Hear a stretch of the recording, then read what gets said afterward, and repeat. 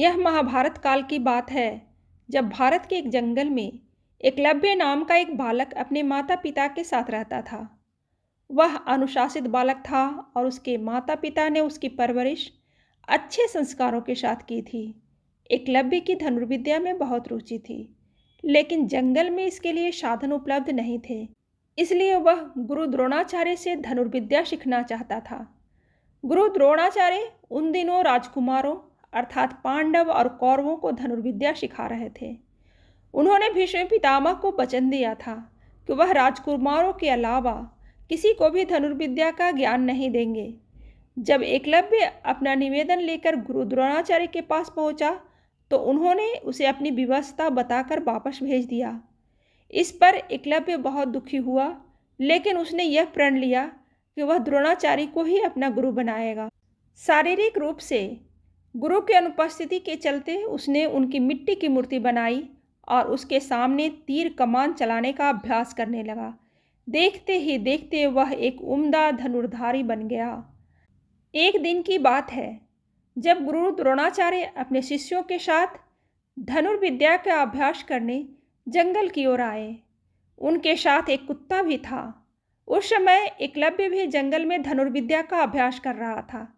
ऐसे में जब कुत्ते को जंगल के एक ओर से आवाज़ आई, तो वह उस पर जोर से भौंकने लगा, जिससे एकलव्य की एकाग्रता भंग होने लगी। इस वजह से कुत्ते को चुप करवाने के लिए एकलव्य ने उसके मुंह में कुछ इस प्रकार बाण चलाए कि उसका भौंकना भी बंद हो गया और उसे कोई चोट भी नहीं आई। कुत्ता वापस द्रोणाचार्य के पास भागा आया। जब उन्होंने कुत्ते को देखा, तो उनकी अपनी आंखों पर विश्वास ही नहीं हुआ और उन्होंने सोचा कि इतना अच्छा धनुर्धारी कौन है जिसे धनुष बाण की ऐसी विद्या आती है। जब उन्होंने जाकर देखा, तो उनके सामने हाथ में धनुष लिए एकलव्य खड़ा था। अपने गुरु को देखकर एकलव्य ने उन्हें प्रणाम किया। द्रोणाचार्य ने उससे पूछा कि उसने यह विद्या किससे सीखी, तो एकलव्य ने बताया कि वह किस प्रकार से उनकी मूर्ति के सामने प्रतिदिन अभ्यास करता है। यह सुनकर द्रोणाचार्य आश्चर्यचकित हुए।